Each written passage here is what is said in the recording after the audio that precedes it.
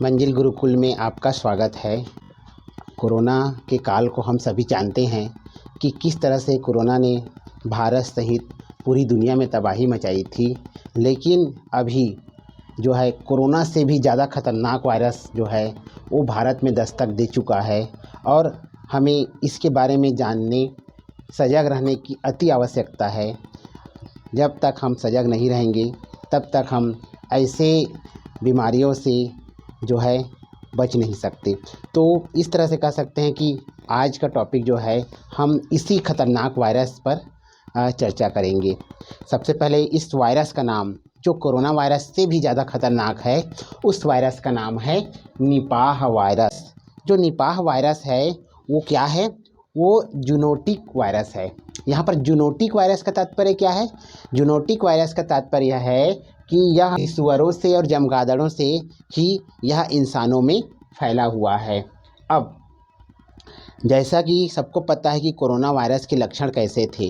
Corona virus में शुरू में स्टार्टिंग में सर्दी, बुखार, खांसी वगैरह वगैरह आता था। धीरे धीरे करके अगर हम सावधानी नहीं बरतते थे तो वह और बढ़ जाता था और लोग संक्रमित होते थे और उससे उसकी मृत्यु हो जाती थी। तो कोरोना वायरस से भी ज़्यादा खतरनाक यह वायरस जो है, इनके भी लक्षण लगभग कोरोना के लक्षण से मेल खाते हैं।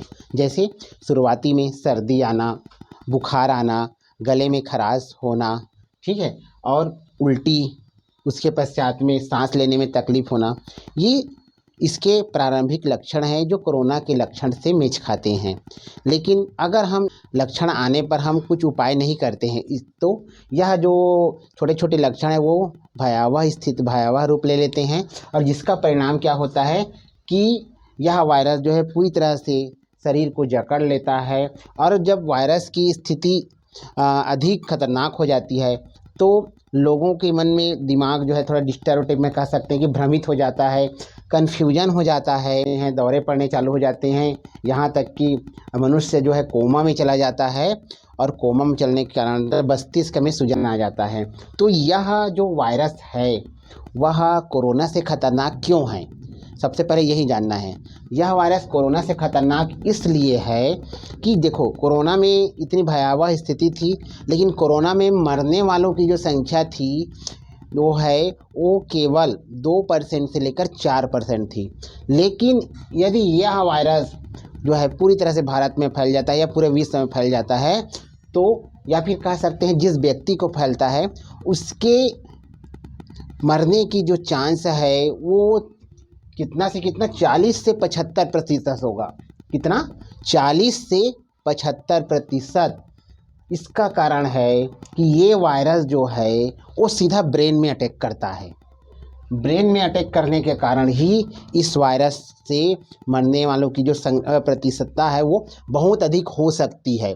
इसीलिए हमको इस वायरस के बारे में जानना और वायरस से बचने के उपाय अपनाना अति आवश्यक है और इसके लिए हमको पहले से ही तैयारी करनी जरूरी है कि यह जो वायरस होता है वह जिस व्यक्ति के ऊपर शुरुआती लक्षण होता है और व्यक्ति के ऊपर से अगर उस वायरस के लक्षण कुछ दिन से गायब हो जाते हैं तो पर भी इस वायरस के लक्षण लंबे समय तक बने रहते हैं।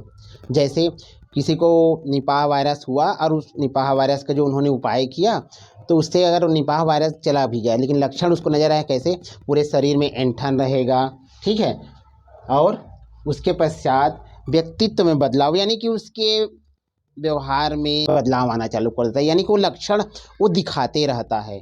तो इस वायरस से बचना जरूरी है। अब हम आते हैं कि यह जो वायरस है जो शुरुआती में 2-3 दिन पहले लक्षण इसके आते हैं, 2-3 दिन लग जाता है और यह कम से कम कह सकते हैं 3 से लेकर 13 दिन यानी कि 10 दिन तक बना रहता है। अब हम निपाह वायरस विश्व में सर्वप्रथम कहाँ और किस देश में आया इसके बारे में चर्चा करेंगे। 1999 1999 यह इस वायरस को सर्वप्रथम जो है मलेशिया में पाया गया। मलेशिया का एक किसान परिवार जो सुअरों का पालन करता था और वहीं पर इस वायरस की पुष्टि हुई, अर्थात इसका पहला केस जो है सुअरों से मनुष्यों में आया।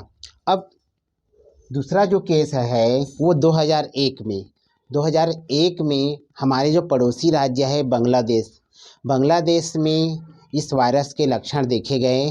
और ये वायरस बांग्लादेश में कहाँ से आया? खजूर के पेड़ से आया। खजूर का पेड़, अब देखिए खजूर का पेड़ से कैसे आया। खजूर के पेड़ में जो है चमगादड़ जो हैं वो रहते थे, है ना। और चमगादड़ जो है रहते थे, तो चमगादड़ से खजूर के माध्यम से जो है वो जो है मनुष्यों में पहुंचा। अब चमगादड़ से जो है संक्रमित हुआ खजूर और खजूर का पेड़, और खजूर के माध्यम से फिर खजूर को मनुष्यों ने खाया और वहाँ से फिर वो मनुष्यों में पहुंचा। अब खाया मतलब भोजन के माध्यम से जो है ये मनुष्यों में पहुंचा। तो इस तरह से कह सकते हैं कि बांग्लादेश में जो है वो चमगादड़ से होता हुआ, खजूर के फल से होता हुआ मनुष्यों तक संक्रमित हुआ। उसके पश्चात चूँकि बांग्लादेश जो है भारत के पूर्वी राज्य के आसपास से लगा हुआ है, तो इसका प्रभाव भारत में भी पड़ा, क्योंकि बांग्लादेश से आना जाना रहता है। भारत में यह जो है सबसे पहले जो है 2018 में इसके लक्षण देखे गए। 2018 में भारत के जो पूर्वी राज्य हैं उसमें यह जो है निपाह वायरस के लक्षण देखे गए। उसके पश्चात 2021 में 2022 में भी इसके लक्षण जो है पूर्वी राज्यों में देखे गए।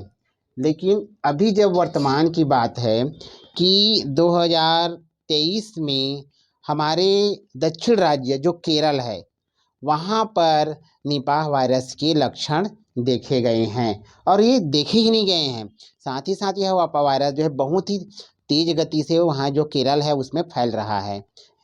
शुरू में लक्षण दिखे तो चौथी बार हुआ कि लक्षण के बाद फिर वो थोड़ा थोड़ा क्या करने लगे, सावधानी जब बरतना चालू नहीं किए तो फिर ये फैलने लगा, और फैलने के साथ साथ इसका प्रभाव भी पड़ने लगा। तो इसका प्रभाव इस तरह से हो गया है, अब तक जो है केरल में 2018 से लेकर लगभग 21 व्यक्ति की मृत्यु हो चुकी है। यानी कि कह सकते हैं कि ये तेज़ी से फैलते जा रहा है।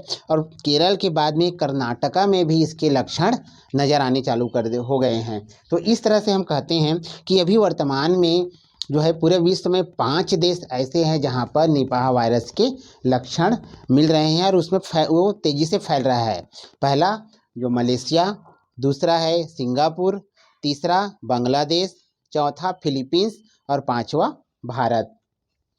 अब चूँकि यह वायरस सीधा ब्रेन में अटैक करता है, और कोरोना से जो है वो 50 से कह सकते हैं, कोरोना अगर 2 से 4% है तो यह जो है तो 40 से लेकर 75% है। यानी कि कह सकते हैं बहुत ही तेज गति से ये ब्रेन पर अटैक करता है, जिससे संक्रमित व्यक्ति की मृत्यु होने की संभावना बढ़ जाती है। अब इसके निदान, शुरुआत में जैसे आप कह सकते हैं कोरोना के जो लक्षण टेस्ट करते थे लिक्विडी तरल का, RT-PCR टेस्ट के द्वारा, इलिसा टेस्ट के द्वारा इनकी पहचान की जाती है। अभी तक इसका कोई वैक्सीन नहीं है। दूसरा है इसका उपाय कैसे होगा, जब वैक्सीन नहीं है तो कैसे कर सकते हैं। तो इसका वही उपाय है कि हमको ओनली सपोर्टिंग केयर होना है। सपोर्टिंग केयर का तात्पर्य क्या है कि संक्रमित व्यक्ति है उसको अधिक से अधिक आराम देना है। दूसरा है संक्रमित व्यक्ति है उसको तरल के रूप में, लिक्विडी के रूप में देना है। पॉजिटिव सोच के साथ उनको एक सुरक्षात्मक जगह पर उसको रखना है, या ताकि वो जो है उस संक्रमित व्यक्ति से दूसरे संक्रमित व्यक्ति में ना फैल सके। उनके भोजन का विशेष ध्यान रखना है। भोजन के माध्यम से मनुष्य में जो फैला हुआ है यह जो निपाह वायरस है। अब इन सब को ध्यान में रखते हुए जैसा हमने कोरोना में संक्रमित व्यक्ति को करते थे, वैसे ही उससे भी ज़्यादा जो है उसको सुरक्षित रखना है। जो संक्रमित व्यक्ति है उसको देखभाल करना है, और उसके पॉजिटिव थॉट के साथ फिर उसको एक कमरा में, कक्षा में जो है सुरक्षित रखना है। अभी क्या है यहाँ पर इसका जो सॉल्यूशन के रूप में हम कह सकते हैं कि सबसे पहले ऑस्ट्रेलिया का एक जो है मोनोक्लोनल एंटीबॉडी, ऑस्ट्रेलिया में मोनोक्लोनल एंटीबॉडी जो है, वहाँ पर जो मोनोक्लोनल एंटीबॉडी है वो थोड़ा बहुत इस वायरस को प्रभाव डाल रहा है, इस वायरस पर प्रभाव डाल रहा है। इसीलिए भारत भी चाहता है कि ऑस्ट्रेलिया से वो जो है मोनोक्लोनल एंटीबॉडी वो मंगाए, और उन्होंने कुछ मंगा के भी रखा हुआ है, ताकि अगर ज़्यादा संक्रमित तरीक़े से अगर फैलता है तो हम इसको ये करेंगे, उसका यूज करेंगे। लेकिन अभी तक इसका कोई वैक्सीन उपलब्ध नहीं है। सबसे पहले हम इस फैलने के बचने के उपाय पर चर्चा करते हैं, लेकिन हम इससे पहले जो सबसे ज़्यादा ज़रूरी है वो है जागरूकता। अगर हम जागरूक रहेंगे तो ये जो है वायरस जो है फैलेगा ही नहीं।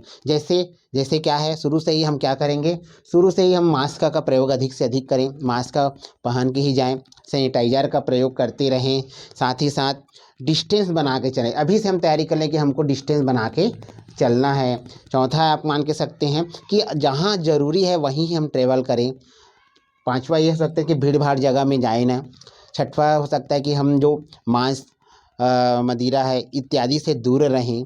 साथ ही साथ हरी सब्जियां, पौष्टिक भोजन लेना अभी से प्रारंभ कर दें।